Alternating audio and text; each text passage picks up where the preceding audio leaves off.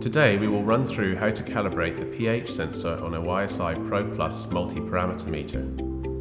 Once the handheld unit is turned on, push the calibration button as shown. For best results, always rinse the sensor with the solution before performing the actual calibration. Here we are rinsing the sensor with pH 7 solution, which we then discard to a container before using fresh solution to perform the calibration. Please ensure that there is sufficient solution in the calibration cup to cover the end of the sensor. On the handheld, push the calibration button and scroll to the correct sensor you are calibrating. In this case, it is the pH sensor. You can see on the screen the readings will fluctuate for a few moments before stabilizing. Once the reading is stabilized sufficiently, press the Q button to confirm the calibration. The solution can then be discarded.